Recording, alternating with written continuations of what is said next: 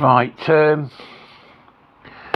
this is, I've been looking through my playlists and I found that there are three lists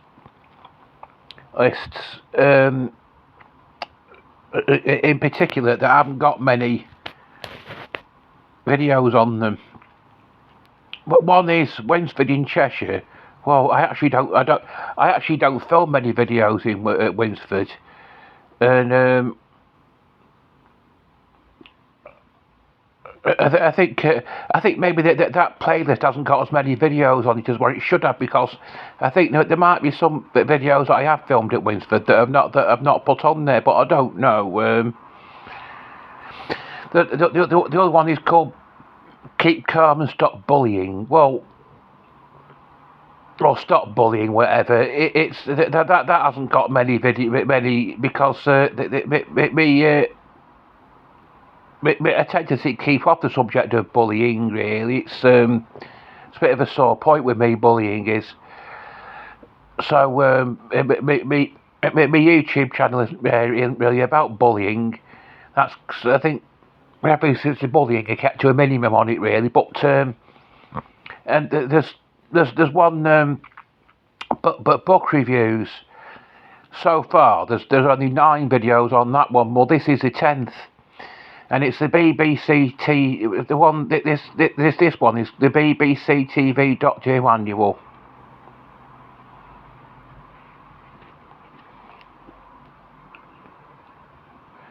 There's Turlough, the fifth Doctor, played by Peter Davison, and Turlough. Not entirely sure what the Mark. So I don't know what his name is.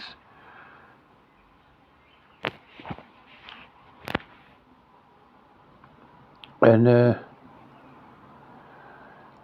that's the barcode for it there.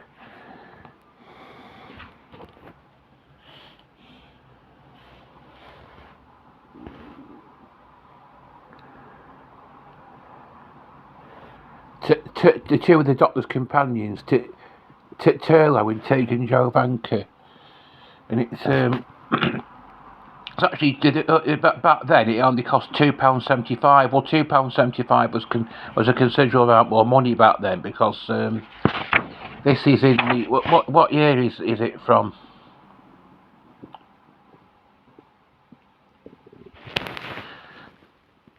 Copyright MCML XXXIII by British Broadcasting Corporation.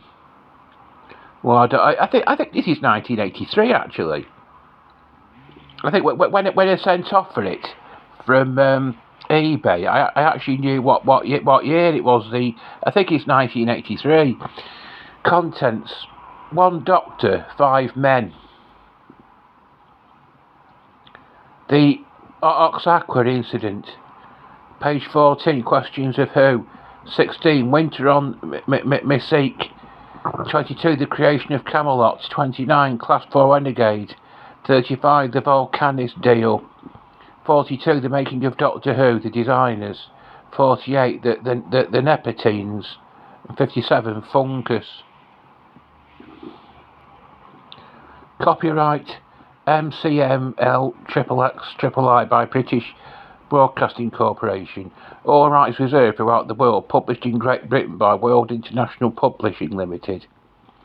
A Pentos Company, P.O. Box IR 111 Great Duty Street, Manchester, M63BL. By arrangement with the British Broadcasting Corporation. Printed in Italy, SBN 7235 66852. 1 Doctor, 5 men. When that's William Hartnell, the first actor to play the Doc. Doctor Who first appeared on our screens way back in 1963, when it was thought that the series might run for 6 weeks, at the most optimistic estimate. This year, the Doctor celebrates his 20th anniversary on television. Yes, it's 1983.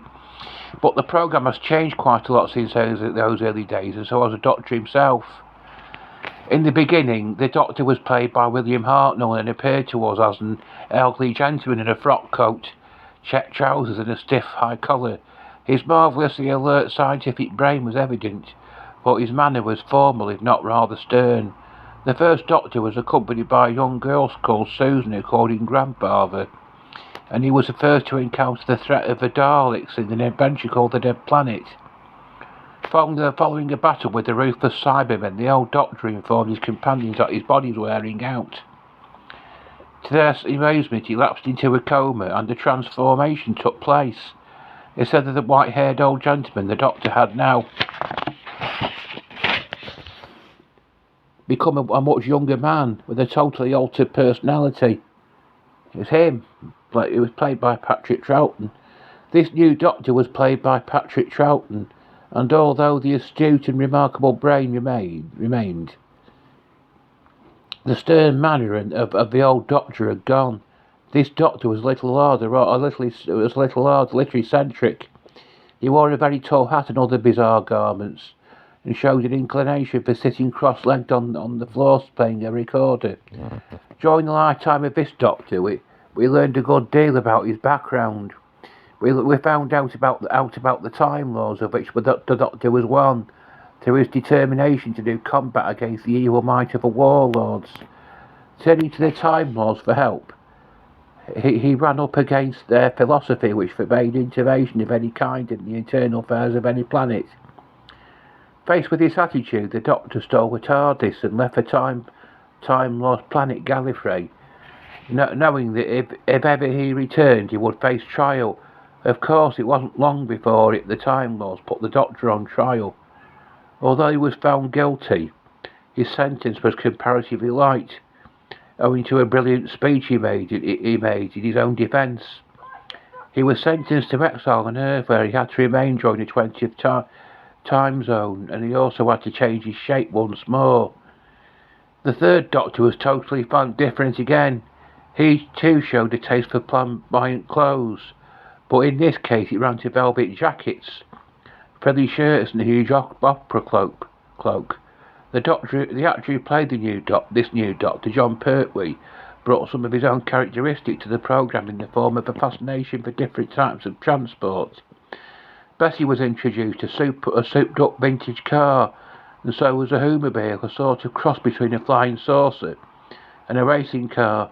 During this reincarnation, the Doctor had a strange meeting with his two former selves. Omega, one of the Time Lords, that's the third one there, that's the fourth, had turned renegade, and the Time Lords decided to send help to the Doctor in order to overcome the miscreant. The personalities of the second and third Doctors clashed almost at once. While the first acted as a mediator, but the adventure was successful and the Doctor's exile was lifted. Once again he was free to travel anywhere in time and space.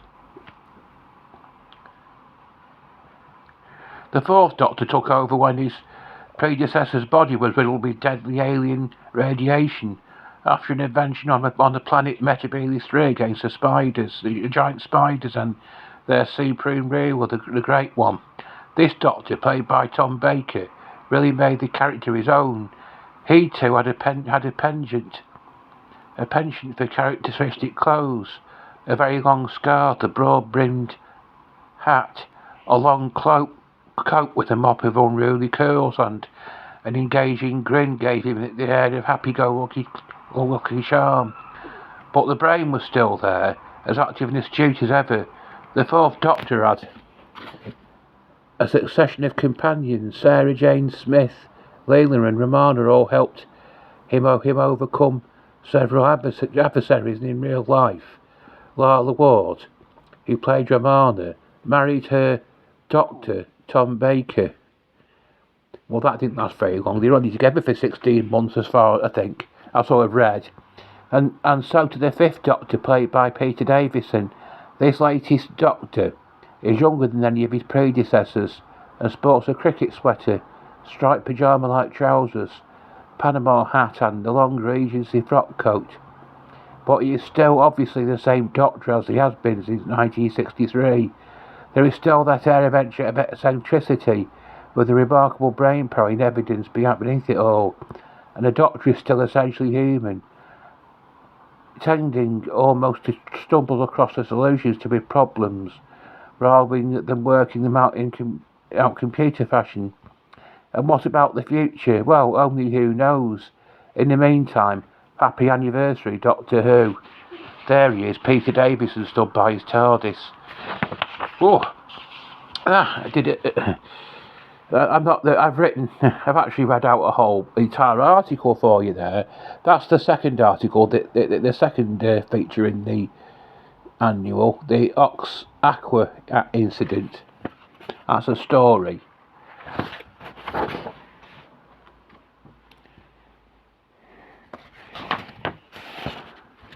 There's the Fifth Doctor there with Tegan and Turlough. Don't know what that is. Something with its head under the. Its head. Someone with their head in the sand. Got to inject a bit of humour into this, haven't you? Option questions of who?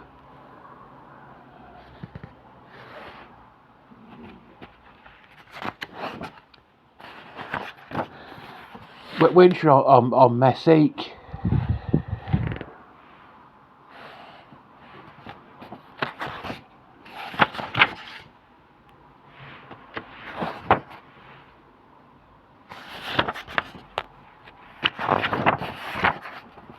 The creation of Camelot.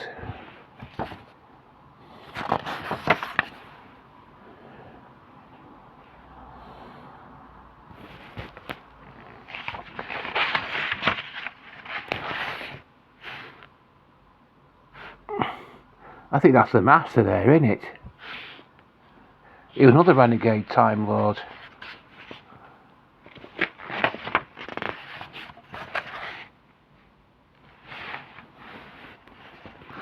Class 4 renegade.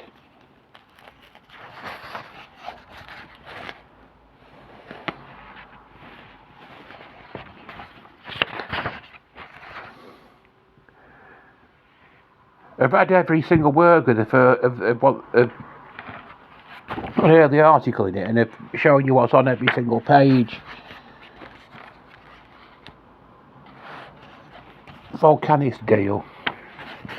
Actually, I won't show all the illustrations in it, because if I show too much, there'll be no point in you getting yourself a copy.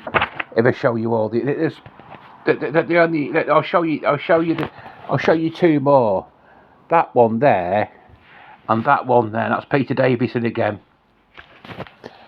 So there's Turlough and the Doctor on the back. BBC TV Doctor Who annual. So if you're a real Doctor Who fanatic and you've got a bit of money to spare, this is the annual for you.